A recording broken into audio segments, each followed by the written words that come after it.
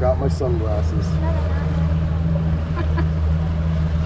Joking. Wow. I forgot my sunglasses. I forgot I put them on my head. What is going on, everybody?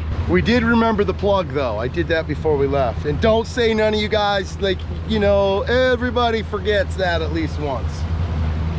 Personally, it's been a lot more than once. Thankfully, this boat doesn't take on much water. Anyhow, guys, our goal today is we're going out of Sarasota. We're gonna head out like 40, maybe even 50 miles. We're gonna try to do two things today. Find new structure, that's one. Two is if we do find new structure, catch us some fish we can take home for dinner so we can have a catch, clean, and cook. Now, the first thing we gotta do is get some bait, and I'm hoping we can find some live bait. We're gonna take you along for the ride. All right, guys, well, you heard what our plan was. Well, like we always say, we gotta let the day come to us, right? It's coming to us for sure. We have spent the last 2 hours. So let me give you the backstory. Brandon and I, and that's on the last video that we put out, we're out, stayed out till dark, and then when we started to go in, the Simrad gone. I fixed it, it was a blown fuse, talked to them, they said, well, if it happens again, obviously there's a problem. Well, the Simrad is already smoking hot, and it wouldn't pick up either one of our transducers. We're not gonna go 40, 50 miles out like we originally anticipated. We're gonna have to hit spots that we've already marked and use that. Anyhow, guys, we're gonna do our best. We need some food, fresh fish. You guys think we can make this happen or what?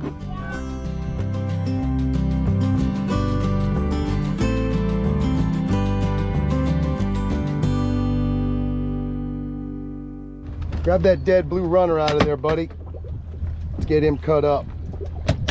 There you go, buddy. Use some pretty big chunks here. Try this one first. Now what we want to do, we're going to put a flat line out too, but for now we're going to get bottom rigs down. Medium size pin. Kind of want him to stay up, but they'll typically not. So I'm just going to hook him on top of the head. That way he can't swim down as easy. And we call a flat line because this one's going to be laying out on top, hopefully. We'll just leave that bail open, let him do his thing. Gonna get a couple more rigs on the bottom. Good job catching those big blue runners, man. Yeah. The Goliath would like them. Come on, buddy. There he is. Rip him off the bottom. Oh, no. No way, it's a cobia. Hurry, hurry, hurry. Keep him in, keep him Get in. him. Oh no! He was a keeper too. We gotta Get get him back another out there. bait out there. He was definitely a keeper. Oh my gosh! That thing was big. No, he was definitely a keeper. He wasn't humongous, but he was barely hooked. How did he quit so soon? Usually they fight. The hook came undone. Yeah. Bad knot. Oh my gosh. Fish on there, Ben. Hold on. So he took you in and under something. He's on there, but he wrapped around it somehow. See, look at him swimming away. Now yeah. I'm stuck in the bottom. Smart fish, man. Knows how to get away. I don't know, bud. Let's see. Let him sit there for a little while, but I think the next time just walk down here towards the back corner of the boat and try to pull him that way. You know what I'm saying? Okay. There he goes. Go, baby. Wait, oh, no, I felt he it. I popped felt off it. something. Let me see something.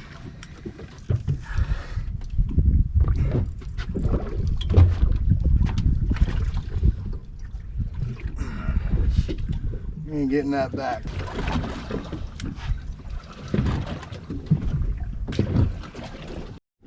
I just saw that cobia rising up.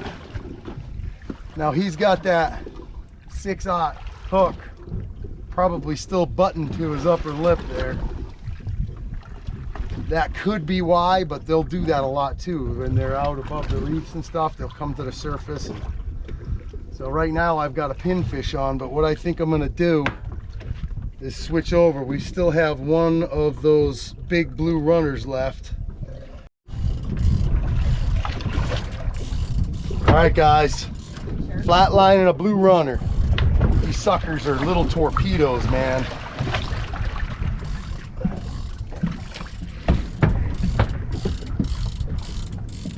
Hopefully, we'll see. The only problem with that kind of setup, sometimes you end up with barracudas and sharks, and I'm running about a 50-pound fluorocarbon on that.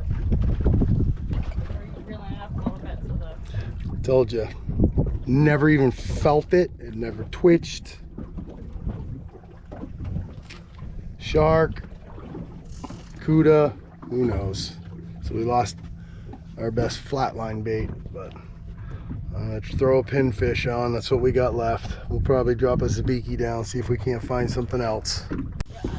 Oh, okay. You know how bad I want to go swim with that turtle? Like Ben brought up a good point. Maybe this guy's been hanging around all day. And what did you say, Ben? The cobia might have been underneath it. That's exactly right. I didn't even think of that, Ben. Well, we've seen him 5 times today. I know. All right. Well, Dang it, I can't believe we missed that cobia. Hey, we're supposed to be catching bait, big guy. Look at you, man. That is too cool. All on two different kinds of fish. What's the top one, Ben? Flounder. So when these guys are babies, they swim like a regular fish. And then when they get older, the eye moves to the top, so they're both on the top, and then they can lay on the bottom, so the white is on the bottom and they're camouflaged on the top. Pretty cool fish. Worst fish, the lizard fish. And then the lizard fish. They got teeth.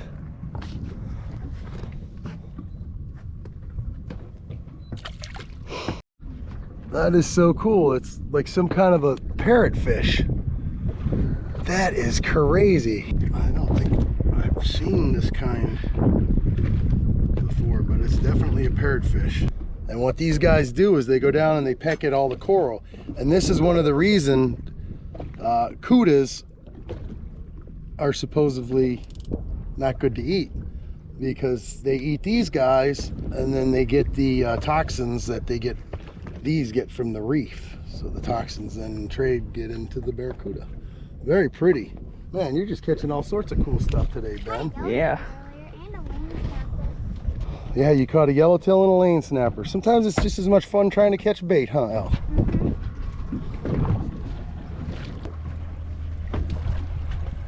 Oh.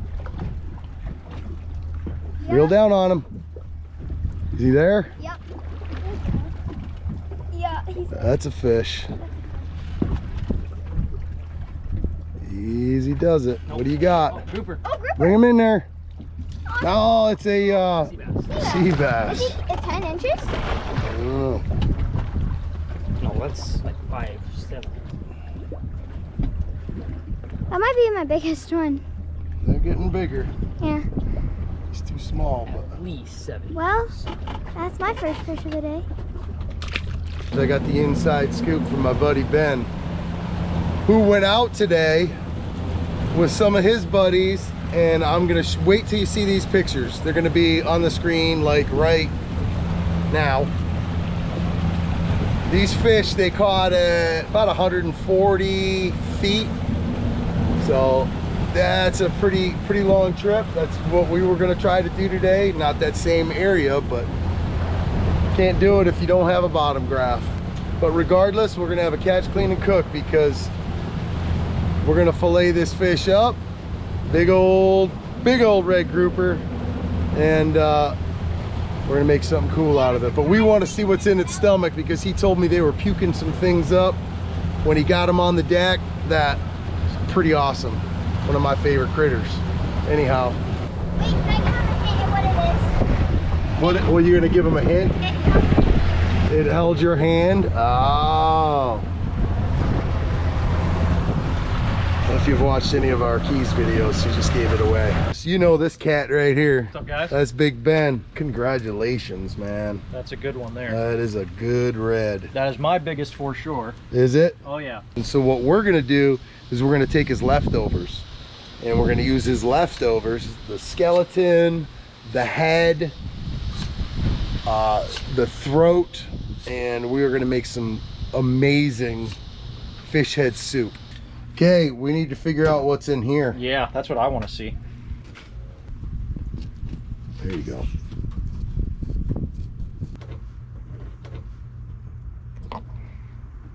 Yeah, there you go. All right, now. Oh my gosh, it was full of air, bro. That's all it was air. He puked up everything. His stomach is empty. That's his stomach right there. Yep. That's his stomach. Push that thing out.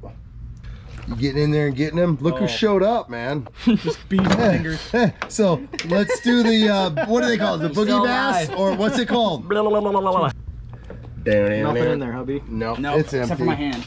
That's a big letdown for me. Why don't you tell our audience what he puked up? All right, so when they come up from a really deep depth, they decompress, you know, they puke up pretty much whatever's in their stomach. So he, along with two of the other bigger grouper that were on board, puked up little baby octopuses. Like, Think about that. big. Just whole octopuses, tentacles, head, everything. Yep, and guess where they live? In the same exact structure that these guys The live rocky in. bottom and Yep. All right, let's get this big dog cut. See what you got, Ben. My cutting board's a little Yeah, undersized. we'll have to get you a bigger one. I'm usually doing mangrove snapper on that. Ben likes to go careful and easy with his. Yeah. Save the meat. Yeah, he gets down to the bone every This time. stuff's $28.99 a pound at Publix. Yeah. Yep. Whole Foods, they sell them whole. Ironic, right? Look at how much meat we'll have. You got to pick the bones out, but that's how you make the soup. Yeah, great. Look at Boom, Extra baby. bone. It's all right. Leave a little of that on there. that. I told him, I said, don't make this perfect. The more meat you leave on it, the better it is for what we're trying to do. For somebody. Yeah, for somebody. Dude, you got a nice couple fillets right there. Dude, that's like a 5-pound piece of meat. Yep. Just the meat. Okay, so he's gonna finish this other side up, guys, and we're gonna see you in the kitchen. Thanks, Ben. No problem, man. Enjoy, guys. Great job, man. All right, here we go. We're just gonna break this up a little bit. I know most people aren't equipped to do this, so if you just get a smaller fish, you know, get in and you just kind of pop things open. You got to get the gills out, and these are the best part right in here because there's a ton of meat in these. But once we get the gills out and stuff like that, I just chopping a couple of the fins off, and there's also a ton of meat right inside the cheeks here. So got ourselves a big old pot. I'm gonna take this part of the smaller fish and I'm gonna put that in here, and I'm gonna start this boiling with our seasonings. Now this one here, I'm gonna actually season it and I'm gonna throw it in the oven. We've got our oven preheating. We like this Lowry's, the garlic salt. It's got a nice flavor to it. It's a clearer color, if that makes sense. So it's not going to make our soup broth all brown and discolored. So I'm going to stick this in the oven at 400 degrees for a little while. I'm putting a ton in there. Now we may end up with more than one container, more than one pot, but we will see. Lots of salt. Now we're going to take some of this ginger, okay? This stuff is all going to get strained out so we don't get bones and stuff. So your initial making the broth, don't worry about if you've got stuff like stems from your thyme or the bay leaves. It's not going to bother anything because we're going to strain it. Okay, so what we're going to do is we're going to chop it up a little bit. We're not going to get too crazy. You could probably throw them in whole, but I firmly believe that the more you expose the flesh of this kind of stuff, the more it releases its flavors. But it's going to be boiling for quite a while, so it's not really a big deal one way or another. Lots of garlic, guys. Good for the heart. Speaking of the heart, guys,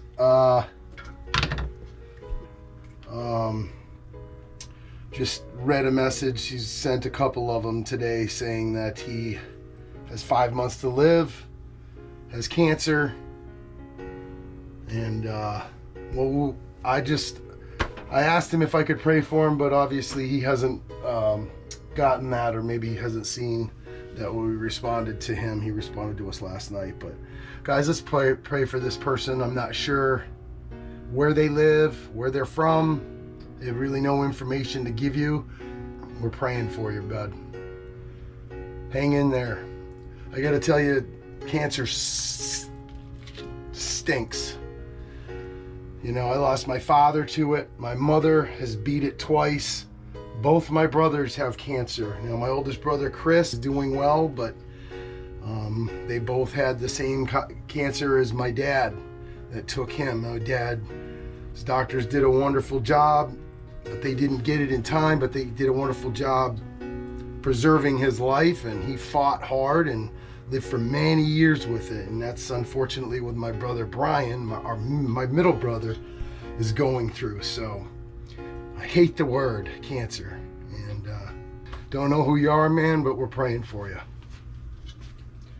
All right, we're gonna put some lemons in here. I'm just gonna throw that whole thing in. I'm gonna throw a lime in there too. Draw all those nutrients out of the bones. So we've got the ginger, we've got the thyme. I'm just gonna throw a couple of these in there. One should suffice, but like I said, we're gonna have a lot of broth. Now we're just gonna fill this up with water. Okay, I'm gonna add quite a bit more over the top of this because I'm gonna add the other carcasses. Once I pick those nice chunks of meat off and set them aside, the rest of the meat we'll pick off after this boils down. I shouldn't say boils, it's gonna really simmer. That's how you get all the nutrients out of the bones. Throw a little bit more thyme in there because that's a lot of water. Just a handful of black pepper.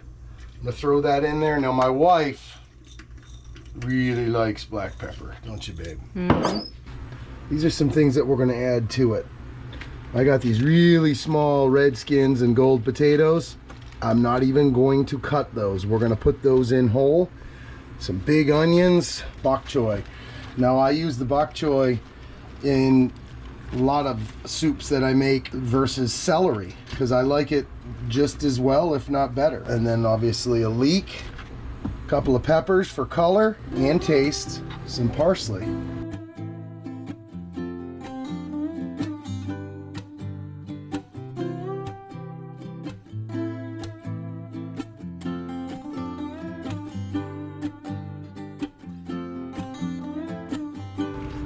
And with the bok choy, I love to leave the greens on. It's very earthy, but I love the way when you cut these up, it actually absorbs some of the flavors. So what I'll do is I'll take this guy like that, and I'll cut it in, and it just looks so nice in the soup because it holds that green. It really holds that color nice, and you know there's good nutrients inside there. So that's the bok choy.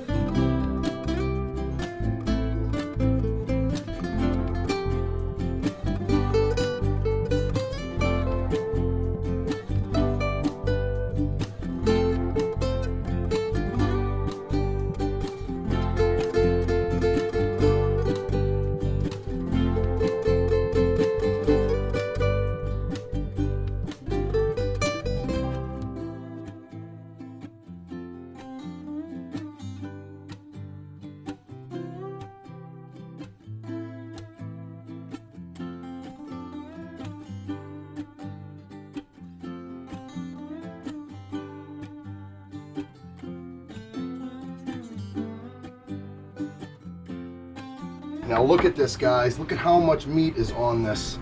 And that broth that you see down in there, we're gonna transfer that into this so we don't lose any of the flavor. We're gonna pick this sucker clean, but I wanna get those bones in that head inside here and simmer with the rest of the fish. Hey, he's smiling at me. I was gonna say, he looks like a blobfish. But his head is so flat. Well, Daddy kind of helped with that process. Look at his teeth. He has long teeth. Snaggletooth. I just wanted to show you. That's the bottom jaw, one side. And this was just part of the belly. Okay? Just a little section of belly. Now look at this. My hands are like 9.5 inches wide. That gives you a good idea of how much meat you got. And I haven't even begun to touch where all the meat is. The cheek meat. That is where it's at. I mean, come on. Oh, dropped it.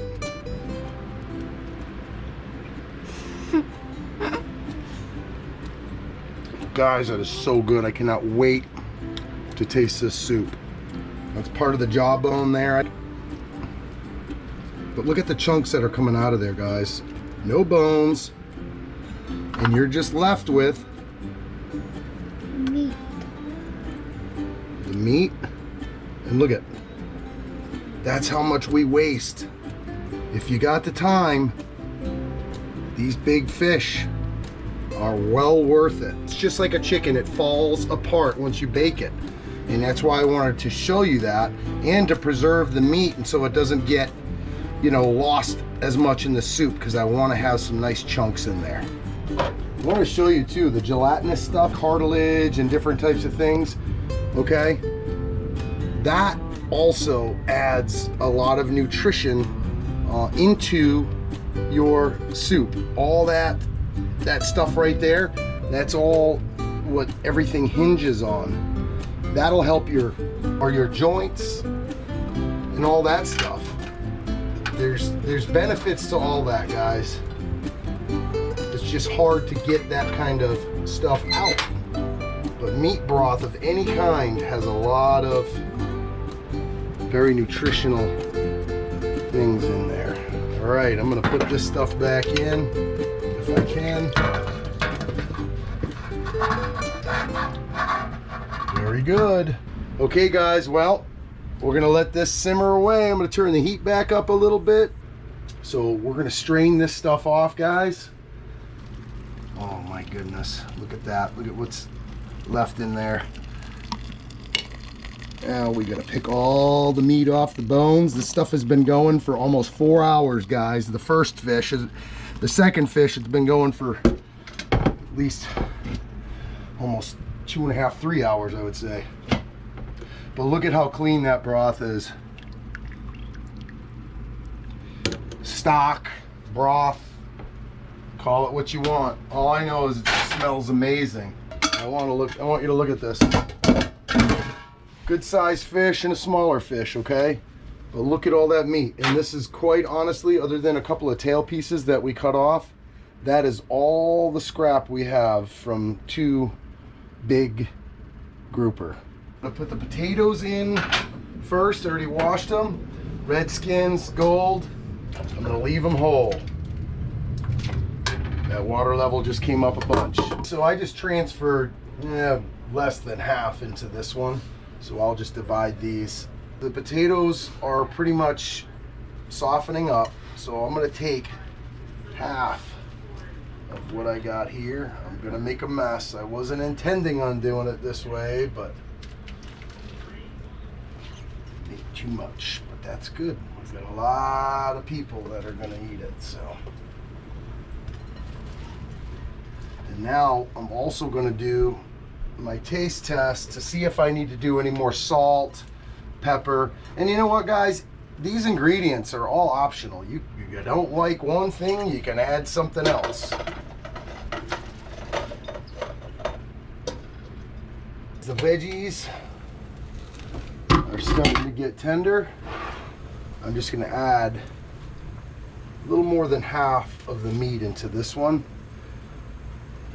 We don't need to let this simmer for very long, I can tell you that, because this has already absorbed all that wonderful flavor, and I don't want it to fall apart. So I gotta tell you, man, I am very disappointed in myself. I lost that fish for you, Ben. That cobia, that would have been, hey, whether it was a keeper or not, I touched the leader, so legally you caught it, but it would have been awesome to eat it. You're probably gonna not forget that for a long time, are you, Ben? Oh, because of a failed knot. As a fisherman, that is like the worst thing, because that is something that was preventable. It didn't get sharked. It didn't break off. The knot came untied. And to my defense, which take it or leave it, we were trying out a brand new leader material for the first time that day.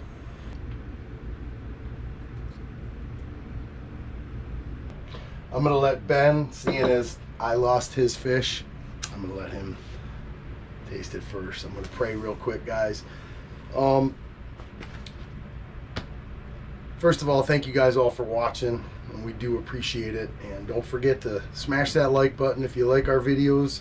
That helps with the algorithm, I think, and you know, maybe pushes the videos out there a little bit more. But anyways, this was fun.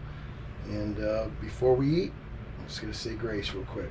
Dear God, we thank you for all of your many blessings, dear Lord, and we thank you for these wonderful fish that we get to enjoy and eat. And we thank you so much for all of your many blessings, dear God. And we just ask today that we could find a cure for cancer, dear Lord, or something to help us even more. But we do also thank you for all of the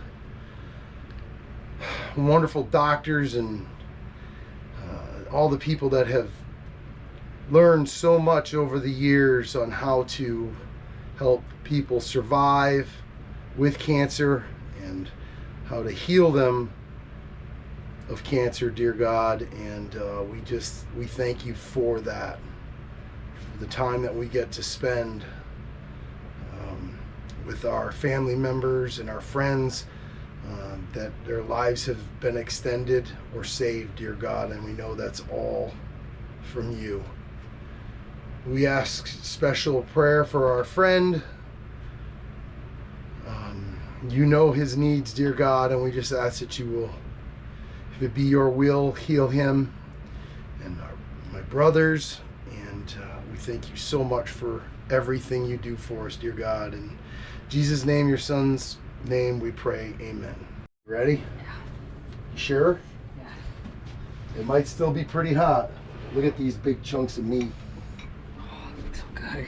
You want to try that first? Yeah. Don't burn your mouth.